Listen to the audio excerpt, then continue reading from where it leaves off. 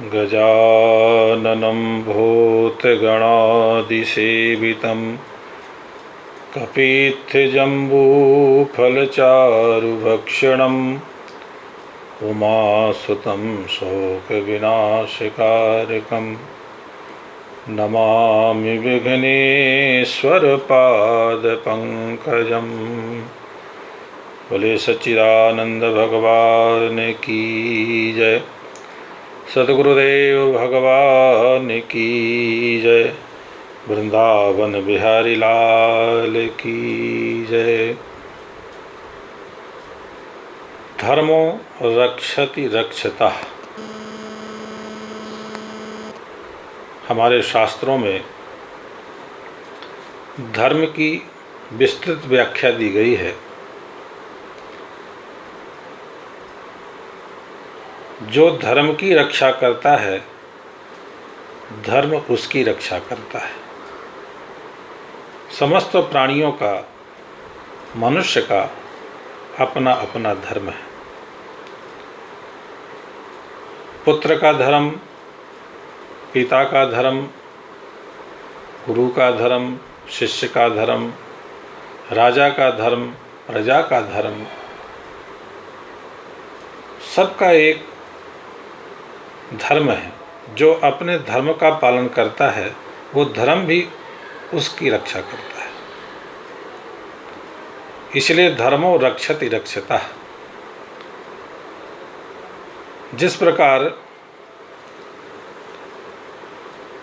ब्रह्मा विष्णु महेश तीनों देवता सती अनसुईया जी के आश्रम में गए और उन्होंने सती अनसुईया से भिक्षा मांगी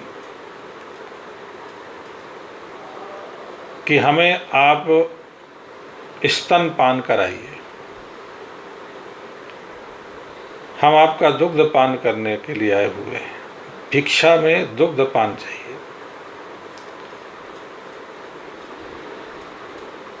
सती अनसुईया जी ने सोचा कि स्त्री का धर्म यह तो नहीं है, परंतु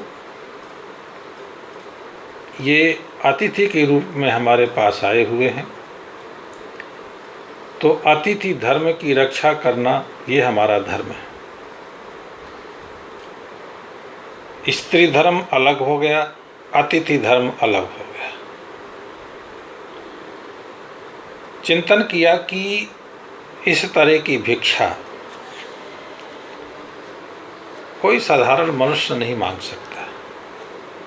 इसका मतलब ये कोई ना कोई देवता हो सकते हैं।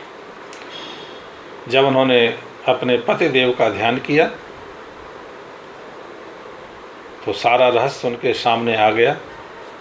ब्रह्मा विष्णु महेश ब्राह्मण के रूप में खड़े हुए। सती अनसुईया जी ने कहा, ठीक है, आपने जो भिक्षा मांगी है उसका पालन होगा। उन्होंने प्रभु का ध्यान किया, अपने पतिदेव का ध्यान किया। जल का छींटा उन्होंने जैसे ही तीनों देवताओं पर डाला, तीनों देवता ब्रह्मा विष्णु महेश 6-6 महीने के बालक हो गए और उन बालकों को गोद में लेकर के अनसुईया जी फिर दूध पान करा रही है। माने अब एक स्त्री का धर्म है कि वो अपने पुत्र को दूध पान कराए, ये माँ का धर्म है। उन्होंने अतिथि धर्म की रक्षा की तो अतिथि धर्म ने उनके पतिव्रत धर्म की रक्षा की। तो जो भी अपने धर्म की रक्षा करता है, धर्म उसकी रक्षा करता है। और यही प्रसंग आया कि वनवास के समय में जब पांचों पांडव किसी अज्ञात वन में घूम रहे थे तो प्यास से एक बार व्याकुल हुए। युधिष्ठिर जी ने एक वृक्ष में चढ़ करके देखा कि कहीं जलाशय नज़र आ रहा है क्या। तो दूर कोई हरे वृक्ष दिखाई दे रहे थे, कुछ पक्षी वहाँ कलरव कर रहे थे। तो युधिष्ठिर जी समझ गए कि यहाँ कोई न कोई जलाशय होगा। तो अपने भाई नकुल से कहा कि तुम देखो वहाँ कुछ पानी दिखाई देता है, खुद भी पानी पियो और पानी लेकर के भी आना, तो सबकी प्यास बुझ जाएगी। नकुल वहाँ से चले, जलाशय पर जैसे सरोवर पर आए और पानी पीने लगे तो आवाज़ आई कि पानी को मत छूना। उन्होंने कहा क्यों? यक्ष ने कहा कि पानी पर अधिकार मेरा है, इसीलिए अगर पानी चाहिए तो पहले मेरे प्रश्न का उत्तर देना होगा, इसके बाद पानी पी सकते हो। पर नकुल ने ध्यान नहीं दिया और जैसे ही वो पानी लेकर के पिया, उसी समय वो मूर्छित होकर गिर गया। नकुल बहुत देर हो गए नहीं आया, तो सहदेव को भेजा।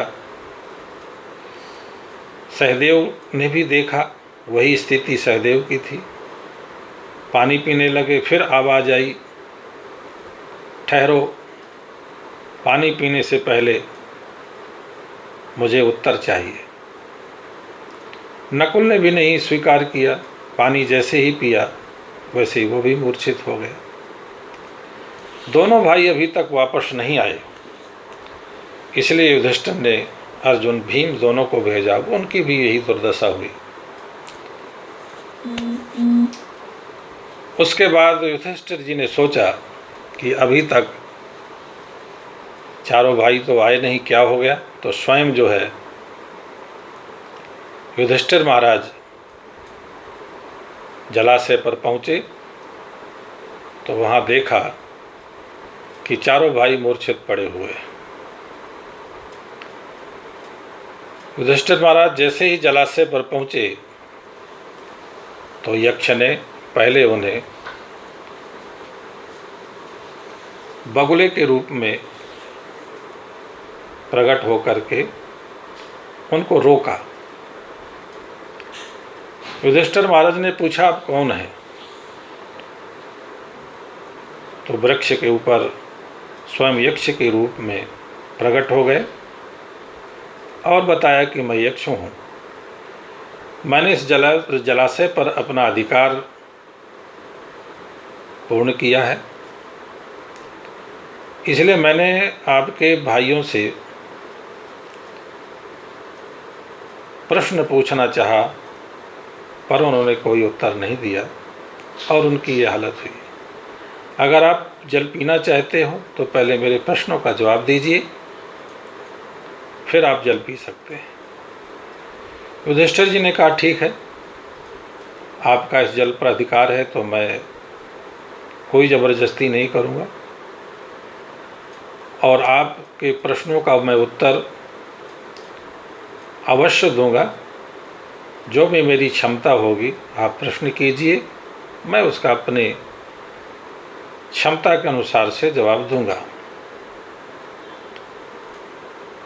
यक्ष ने जो जो प्रश्न किए, धर्मराज युधिष्ठिर ने उनको प्रश्नों को एक एक करके जवाब देते गए।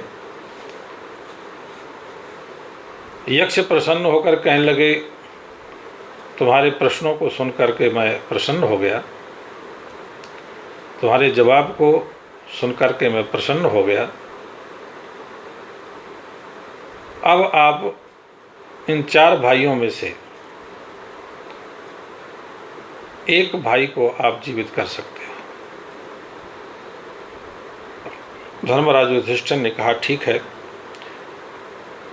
उनमें से आप मेरे अनुज नकुल को जीवित कर दो। तो धर्मराज की बात सुनकर के यक्ष हंसने लगे और आश्चर्यचकित हुए कि आप ये बताइए कि आप वनवास में भ्रमण कर रहे हो, आप राजा हैं, और आपको युद्ध के लिए आवश्यकता है वीर पुरुष की। जैसे भीम है, अर्जुन है, ये शक्तिशाली हैं, तो आपने इनको न चाह करके आपने नकुल को क्यों चाहा? तब धर्मराज युधिष्ठिर ने कहा कि हे अक्षय, मेरी दो माताएं हैं, माद्री और कुंती। तो मैं चाहता हूं कि कुंती माँ का तो मैं पुत्र हूं, मैं जीवित हूं, और माद्री का एक पुत्र जीवित होगा तो उनका भी कुल परंपरा, वंश परंपरा चलती होगी, हमारी दोनों माताओं का वंश चले, इसलिए मैंने ये निर्णय स्वीकार किया। धर्मराज युधिष्ठिर ने कहा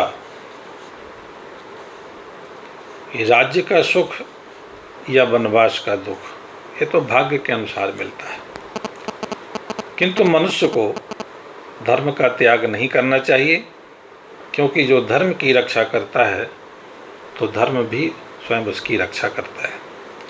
इसलिए मैं अपने धर्म को नहीं छोड़ूंगा, ये मेरा धर्म है।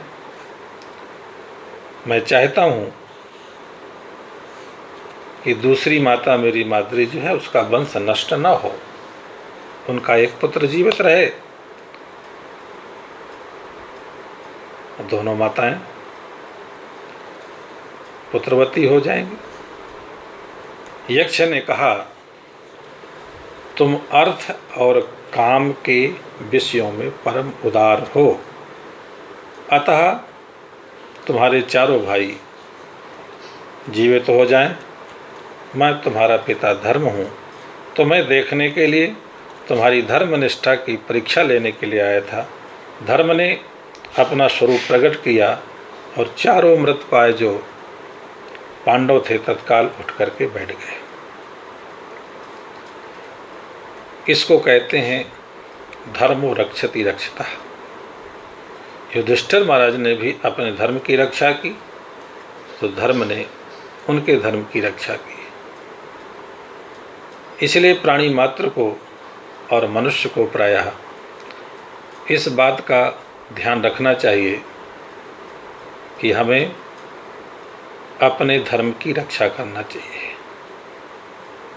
जो धर्म की रक्षा करता है वो परम सुख को प्राप्त होता है। ओम शांति शांति शांति।